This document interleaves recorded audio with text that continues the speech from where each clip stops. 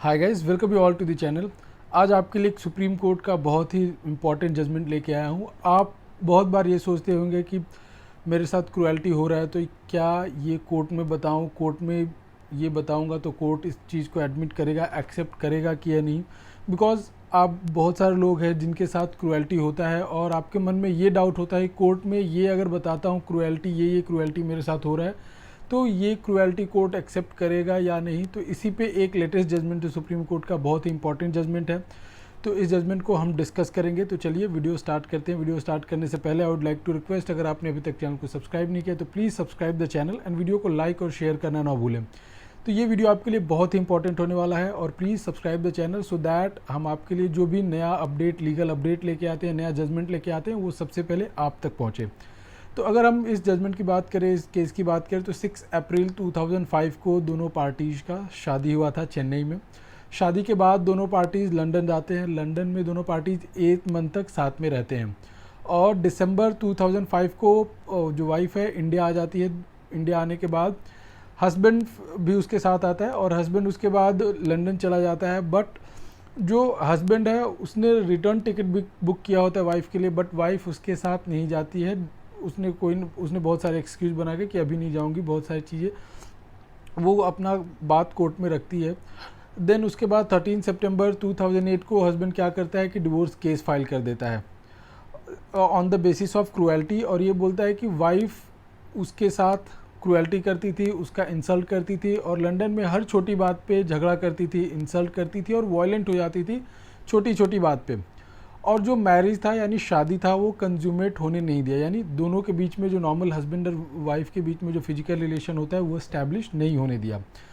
और in fact further husband ने ये भी कहा कि नवंबर 2005 में वाइफ को प्रॉब्लम हुई थी तो वो हॉस्पिटल में, बेस्ट हॉस्पिटल में लेके गया था इनफैक्ट, और उधर मालूम चला कि टीबी हुआ है तो टीबी का best of the best hospital में इलाज कराया। और वाइफ उस टाइम पे उसको क्या करती थी कि एब्यूजिव ईमेल भेजा करती थी, एब्यूजिव लैंग्वेज का यूज़ किया करती थी और उसने कभी भी ये नहीं चाहा कि उनके साथ कोई फिजिकल रिलेशन स्टैब्लिश हो। और हस्बैंड के बहुत सारे एफर्ट्स के बाद भी वाइफ जो है कभी उसके साथ नहीं रही और डिनाई कर दिया उसके साथ कभी भी रहने से, उसके साथ लंदन जाने से। तो वाइफ ने क्या किया कि जब भी केस फाइल होता है तो और जो अपोजिट पार्टी होती है उसे WS यानी रिटर्न स्टेटमेंट देना होता है। तो जैसे कि हस्बैंड ने डिवोर्स केस फाइल किया था तो उसमें वाइफ का WS जाता है यानी रिटर्न स्टेटमेंट जाता। तो रिटर्न स्टेटमेंट में वाइफ ने क्या किया कि जितने भी एलिगेशन, जो भी एलिगेशन क्रुएल्टी का लगाया था हस्बैंड ने, वो वाइफ ने सारे के सारे डिनाई कर दिए और ये कहा कि जो हस्बैंड है और उसकी मदर इन लॉ है, दोनों ने उसे बहुत परेशान किया, उसे कभी भी अच्छे से ट्रीट नहीं किया। और वाइफ ने ये एडमिट कर लिया कि हस्बैंड ने टिकट खरीदा था उसके लिए, बट हस्बैंड ने ये बोला कि तुमको लंदन नहीं आना है विदाउट हिज परमिशन, यानी कि वाइफ ने ये बोला कि हस्बैंड ये चाहता था कि बिना उसके परमिशन के वो लंदन नहीं जाए, बट टिकट खरीदा था, ये एडमिट कर लिया वाइफ ने। और शादी कंज्यूमेट होने का नहीं होने का यानी दोनों के बीच में शारीरिक संबंध नहीं बनने का रीज़न ये बताया कि हस्बैंड जो था वो चाहता था कि शादी के कम से कम 1-2 साल बाद बच्चे हों, इसके लिए कभी हस्बैंड ने कंज्यूमेट करने की कोशिश नहीं की। वाइफ ने फर्दर ये कहा कोर्ट में कि जो भी पिटीशन हस्बैंड ने डाला हुआ है on the basis of cruelty divorce का, तो वो डिसमिस किया जाए और RCR यानी रेस्टिट्यूशन ऑफ कॉन्जुगल राइट का डिक्री जो है वाइफ के फेवर में पास कर दिया जाए।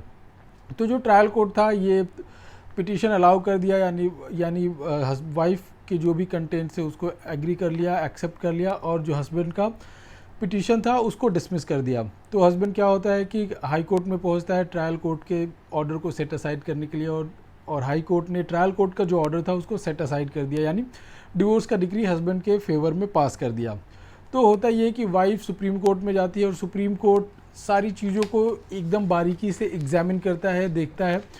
और वाइफ ने ये भी एडमिट करा था क्रॉस एग्जामिनेशन में, उसमें ये एडमिट करा था कि शादी कभी कंज्यूमेट नहीं हुआ था, बिकॉज हस्बैंड ये चाहता था कि 1 से 2 साल बाद बच्चे हों, इसके लिए हस्बैंड ने कभी ट्राई नहीं किया शादी कंज्यूमेट होने का। बट जो सुप्रीम कोर्ट था उसने ये बोला अपने जजमेंट में कि दोनों पार्टीज पढ़े लिखे हैं और बहुत सारे ऐसे कॉन्ट्रासेप्टिव्स है, बहुत सारे ऐसे प्रिकॉशंस है जो यूज़ कर सकते थे और फिज़िकल रिलेशन नहीं बनना हस्बैंड वाइफ के बीच में, दोनों के बीच में शारीरिक संबंध नहीं बनना, कंज्यूमेट शादी को नहीं होना एक बहुत बड़ा क्रुएल्टी के रूप में कंसीडर किया, और बहुत सारी जो भी वाइफ क्रुएल्टी करती थी उसको भी कंसीडर किया कोर्ट ने। तो जो सुप्रीम कोर्ट था उसने डिवोर्स डिक्री हस्बैंड के फेवर में पास कर दिया, डिवोर्स ग्रांट हो गया, यानी जो हाई कोर्ट का डिक्री था उसे सही माना सुप्रीम कोर्ट ने।